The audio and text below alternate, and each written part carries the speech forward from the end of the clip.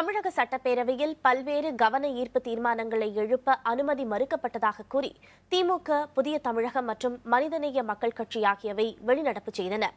சட்டப்பேரவையில் இன்று 110 விதியின் கீழ் முதலமைச்சர் பல்வேறு அறிவிப்புகளை வெளியிட்ட பின் புதிய தமிழகம் கட்சியின் கிருஷ்ணசாமி கிரானைட் முறைகேடு விவகாரத்தில் நரபலி கொடுக்கப்பட்டது தொடர்பாக பேச அனுமதி கேட்டார். அதற்கு அனுமதி மறுக்கப்பட்டதால் வெளிநடப்பு செய்தார். இதையடுத்து தங்களது பல்வேறு கவன ஈர்ப்பு தீர்மானங்களை எடுத்துக்கொள்ள சபாநாயகர் மறுப்பு தெரிவிப்பதாக கூறி ஸ்டாலின் தலைமையில் திமுகவினர் வெளிநடப்பு செய்தனர்.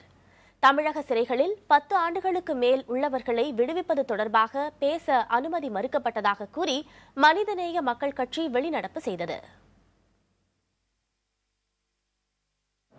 உலக முதலீட்டாளர் மாநாட்டை பற்றி எவ்வளவு முதலீடுகள் வந்திருக்கிறது, எவ்வளவு தொழிற்சாலைகள் ஒப்பந்தம் போட்டிருக்கிறது, MOU எந்த நிலையில நீங்கள் கையொப்பமிட்டிருக்கிறீர்கள், என்னென்ன நிபந்தனைகளோடு கையொப்பமிட்டிருக்கிறீர்கள், இதனால் எத்தனை லட்சம் பேருக்கு வேலை கிடைக்கக்கூடிய வாய்ப்பு இருக்கு, இதையெல்லாம் விவரமாக வெள்ளை அறிக்கையாக வெளியிட வேண்டும் என்று நாங்கள் நேற்றைக்கும் அந்த பிரச்சனை எழுப்பியிருக்கிறோம். இது குறித்து அவைகளையும் நாங்கள் சுட்டி காட்டியிருக்கிறோம்.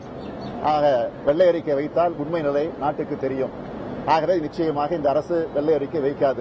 போன்ற 4 முக்கியமான பிரச்சனைகள் குறித்து இன்று புதிய தமிழகம் கட்சியின் சார்பாக 0 அவர் என்று அழைக்கப்படக்கூடிய நேரமில்லா நேரத்தில் எழுப்புவதற்கு நான் அனுமதி கேட்டேன். பேரவைத் தலைவர் வழக்கம் போல அனுமதி மறுத்தார். வேறு வழியே இல்லாமல் நாங்கள் வெளிநடப்பு செய்திருக்கிறேன். அனைத்து சமூக கைதிகளையும், அனைத்து வகையான கைதிகளையும் விடுதலை செய்ய வேண்டும் என்று தொடர்ந்து நாங்கள் போராடி வந்திருக்கின்றோம். சட்டமன்றத்திலும் அந்த பிரச்சனையை எழுப்பி இருக்கின்றோம்.